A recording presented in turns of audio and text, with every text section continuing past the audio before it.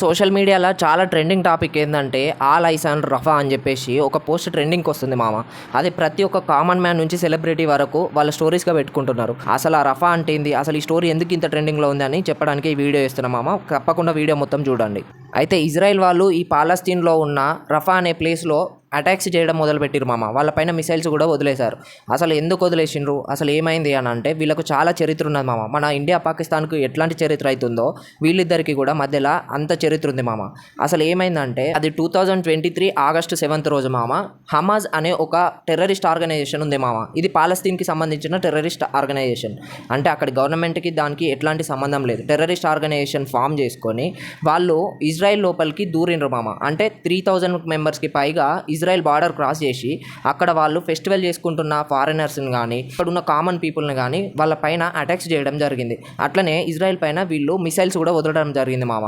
దాని తర్వాత రివెంజ్ తీసుకోవడానికి అని చెప్పేసి ఇజ్రాయెల్ వాళ్ళు వీళ్ళపైన అటాక్స్ చేయడం మొదలుపెట్టింది. ఇజ్రాయెల్ వాళ్ళు పాలస్తీన్లో గాజా స్ట్రిప్ అనే ఒక చిన్న ప్లేస్ ఉంటుంది మామ. దాన్ని గాజా స్ట్రిప్ అని ఎందుకంటారంటే ఒక చిన్న ప్లేస్ మామ, అది ఒక స్ట్రిప్ లాగానే ఉంటుంది అన్నమాట. అందుకోసమే దాన్ని గాజా స్ట్రిప్ అనడం మొదలుపెట్టారు మామ.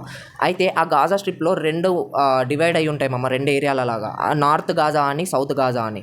అయితే ఇజ్రాయెల్ వాళ్ళు వచ్చేసి నార్త్ గాజా లోపల అటాక్స్ చేయడం జరిగింది మామ. మిసైల్స్ చేయడం కానీ అటాక్స్ చేయడం జరిగింది. దానివల్ల అందరూ కామన్ పీపుల్ అండ్ హమాజ్ అనే టెర్రరిస్ట్ ఆర్గనైజేషన్కి సంబంధించిన వాళ్ళు అందరు కలిసి వచ్చి మిడిల్ ఏరియా లోపల టెంట్లు వేసుకొని బతకడం మొదలుపెట్టిండ్రు. గాజా నుండి వచ్చిన ప్రజలందరూ మిడిల్ ఏరియాకి వచ్చిండ్రు కదా మామ. ఆ మిడిల్ ఏరియా పేరు వచ్చేసి ఖాన్ యూనిస్ అనే ప్లేస్. అయితే ఇజ్రాయెల్ వాళ్ళు వాళ్ళ మీద అటాకులు చేసినప్పటికీ కూడా వాళ్ళకి రివెంజ్ ఇంకా తీరలేదు మామ. అయితే ఇంకా రివెంజ్ తీసుకుందామని చెప్పేసి కొంచెం గ్యాప్ ఇచ్చిన తర్వాత మళ్ళీ అటాక్ చేయడం జరిగింది అదే ప్లేస్లో. అక్కడ కూడా అటాక్స్ చేయడంతో మళ్ళీ అక్కడ ఉన్న ప్రజలందరూ వచ్చేసి రఫా అనే ప్లేస్కి వచ్చిరు మామ. ఈ రఫా అనే ప్లేస్ వచ్చేసి సౌత్ గాజాలో ఉంది. బార్డర్ పైన ఉండడం వల్ల అక్కడ నుంచి ట్రాన్స్పోర్టేషన్ కానీ మెడికల్ సప్లైస్ కానీ అందే అవకాశాలు ఉంటాయి. సో అక్కడ కూడా అటాక్ చేసినామంటే ఈ మెడికల్ సప్లైస్ కానీ ఇవన్నీ ఏమి ఉండవని చెప్పేసి ఇజ్రాయెల్ వాళ్ళు ప్లాన్ చేసి అక్కడ కూడా మళ్ళీ అటాక్ చేసిరు మామ. అంత ముందు వరకు ప్రతి ఒక్క కంట్రీ ఇజ్రాయెల్కి సపోర్ట్ చేసిరు. ఎందుకంటే ముందుగా టెర్రరిస్ట్ ఆర్గనైజేషన్ ఫామ్ చేసి అక్కడ నుంచి ఇజ్రాయెల్ పైన అటాక్ అయింది కాబట్టి అందరు సపోర్ట్ చేయడం జరిగింది. కాకపోతే ఎప్పుడైతే వీళ్ళు కంటిన్యూస్గా వాళ్ళకు అసలు గ్యాప్ ఇవ్వకుండా అటాక్స్ చేయడం మొదలుపెట్టినరో మెడికల్ సప్లైస్ ఉన్న టెంట్లని వాటిని అన్నిటిని కలిపి మళ్ళీ అటాక్ చేయడంతో రీసెంట్గా 45 మందికి పైగా చనిపోయినారు మామ. దాంట్లో కామన్ పీపులే ఎక్కువ మంది ఉండడం జరిగింది. సో కామన్ పీపుల్ 45 మెంబర్స్ చనిపోవడంతో ప్రతి ఒక్క సోషల్ మీడియాలో ఇప్పుడు ఆల్ ఐస్ ఆన్ రఫా అని చెప్పేసి ఒక పోస్ట్ క్రియేట్ చేసి అందరికీ ఫార్వర్డ్ చేయడం జరుగుతుంది మామ. మన ఇండియా కూడా ఇజ్రాయెల్కు సపోర్ట్ చేసిరు మామ. అట్లనే చాలా దేశాలు సపోర్ట్ చేసినాయి ఇజ్రాయెల్కు. కానీ ఎప్పుడైతే ఇట్లా కంటిన్యూస్గా దాడులు చేయడం మొదలుపెట్టిరో అప్పుడు ప్రతి ఒక్క దేశం వాళ్ళకి అపోజ్ చేయడం మొదలుపెట్టింది మామ ఇజ్రాయెల్ని. ఎందుకంటే కనీసం మెడికల్ సప్లైస్ కూడా లేనంత విధంగా వాళ్ళని ఇబ్బందులు పెట్టడం జరిగింది మామ ఇజ్రాయెల్ వాళ్ళు. సో ఇప్పుడు ఇంత అన్యాయం ఎక్కడ జరగద్దని చెప్పేసి ప్రతి ఒక్కరు ఇది సోషల్ మీడియాలో ట్రెండ్ చేద్దామని చూస్తున్నారు మామ. సో ఇక్కడ అటాక్ జరిగింది వచ్చేసి టెర్రరిస్ట్ ఆర్గనైజేషన్ నుంచి ఇజ్రాయెల్ పైన అటాక్ జరగడం జరిగింది. సో ఇజ్రాయెల్ వాళ్ళు వాళ్ళపైన అటాక్ చేయడం మానేసి వీళ్ళు చేసే అటాక్ల వల్ల అక్కడ ఉన్న కామన్ పీపుల్ కూడా చనిపోవడం జరుగుతుంది. కామన్ పీపుల్లలో చాలామంది ఆడపిల్లలు, చిన్నపిల్లలు చాలామంది చనిపోవడం జరుగుతుంది మామ. ఇలా చిన్నపిల్లలు, ఆడపిల్లలు అన్యాయంగా చనిపోతుంటే అసలు వాళ్ళు ఎందుకు చనిపోతున్నారో కూడా వాళ్ళకి తెలియకుండా చనిపోతున్నారు మామ. సో ఇది ఎవరికి నచ్చుతుంది చెప్పండి?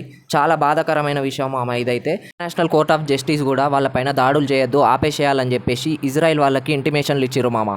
కానీ ఆ ఇంటిమేషన్లను కొట్టేస్తూ ఇజ్రాయెల్ వాళ్ళు మాకంటూ కొన్ని రూల్స్ ఉన్నాయి, మేము వాటినే పాటిస్తాము, మేము ఎవరిని చెప్పినా వినము అని చెప్పేసి ఆ కోర్టు ఇచ్చిన తీర్పులని కూడా కొట్టిపడేస్తూ వాళ్ళపైన కంటిన్యూస్గా మళ్ళీ అటాకులు చేయడం జరిగింది మామ. ఇట్లా తెలియని వయసులో చిన్నపిల్లలు, ఆడవాళ్ళు ఎందుకు చనిపోతున్నామో కూడా తెలియకుండా చనిపోతున్నారు మామ. ఇది ఇంకెక్కడ జరగద్దు, ఏ దేశంలో జరగద్దు అని చెప్పేసి ఆల్ ఐస్ ఆన్ రఫా అని చెప్పేసి ఒక AI జనరేటెడ్ ఇమేజ్ని క్రియేట్ చేసిరు మామ.